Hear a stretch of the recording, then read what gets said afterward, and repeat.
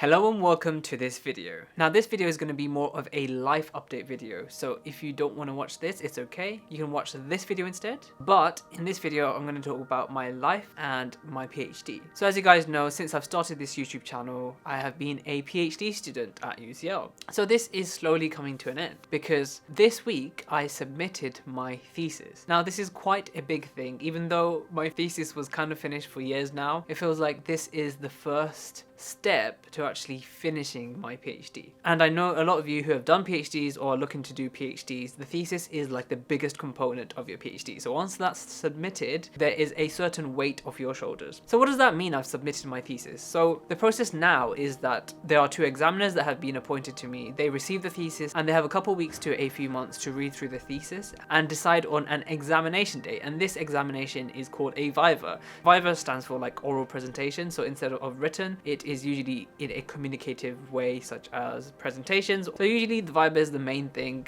where they ask you a series of questions. Like they will grill you on your PhD thesis. They'll ask you, where did you get this from? What does this mean? And any things that they think that you can do to improve your thesis. And usually you can either get minor corrections or major corrections. So major corrections are something that no one wants because maybe you're missing a chunk of your information. You have to do more experiments, or the examiners just didn't like you, so it's really not good. Minor corrections are very common. So it's just like, oh, there's a few typos here. There's a bit more that needs to be explained. So what does that mean for me? Am I finished completely? Like right now I'm inside the university, so why am I still here? And that is because I still have lots of responsibilities left for me to do here. For example, tomorrow I'm teaching, I have students that I need to supervise, and also I'm in charge of so much of the lab that I can't just completely shut off. And in any case, I really find it useful to come into the office in order to separate my work-life balance. And in addition to that, I am always on the case to publish more papers. So currently I have a deadline for a paper that has come back with some reviewers' comments, so that stuff never ends. And even then,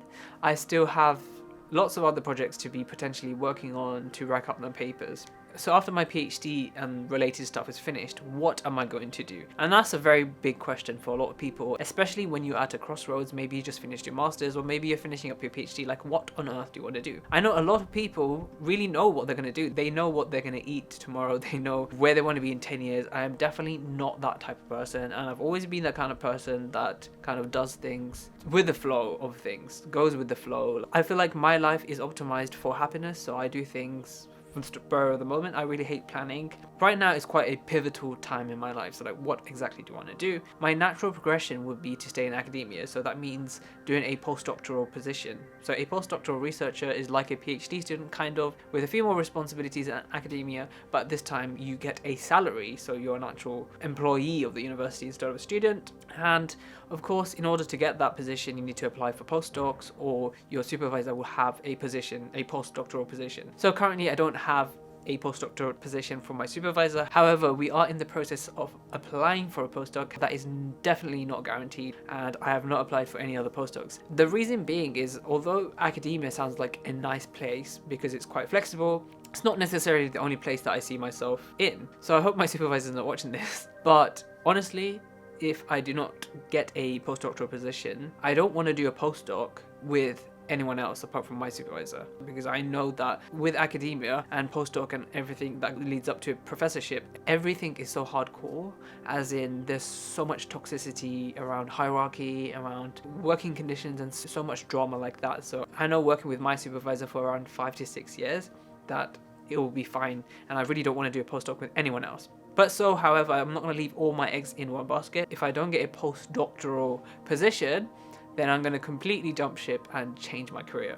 So the kind of stuff that I've been looking at has been kind of consulting. I know consulting is like kind of boring and it destroys your life. However, I feel like the experiences that you do gain from it are very transferable, and I do not believe in relying on one source of income. So alongside consulting work, I would want to like freelance, use my skills elsewhere, of course carry on this YouTube channel, which has so much potential for growth. It has so much potential to teach people, and of course the earning potential is quite high. Even now, with such little subscribers, I am seeing the potential that this channel can bring me. So that's something that I want to continue doing. Ideally, want a position where either it allows flexibility, such as academia, like it's quite flexible with the hours, kind of. Even though the pay is a lot less than consulting, that flexibility allows me to work on my craft. It allows me to develop as a character, and for me that's invaluable. Like, that's more than committing to a job such as, let's say, accounting or something that I have to be there for 9 to 6 and then like the crazy hours, and it burns me out. I'd rather have something that's a bit easier to do. Like for me, academia stuff kind of does not require much energy, so I'd rather do that. However, if I were to do consulting, of course everyone says this in the beginning, but it would be a temporary thing where I can just transfer my skills. But I have been looking at, like, not properly, but looking at management consultancy and strategy consultancy, because I feel like the skills that I've gained already, like, I'll be quite good at it. And you know what, I might just apply for it with the intention of definitely saying no to everything, but just having the experience of applying, because you know what, it's not going to be that easy. Even with a PhD, it's literally, who am I trying to kid?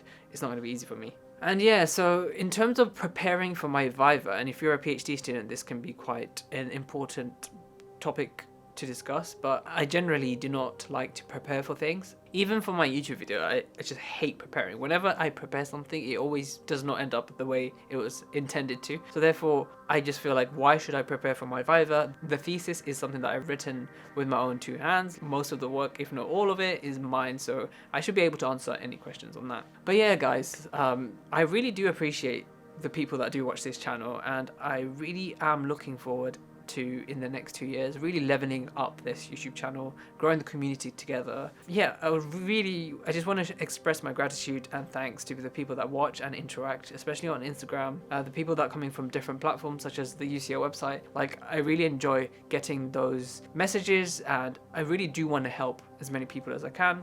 Yeah. So yeah, a bit of a rambling video, but thank you for watching. Like the video if you liked it and stuff. Like, honestly, subscribe if you want to. I would definitely not force anyone to subscribe because there's no point. And as always, thank you for watching.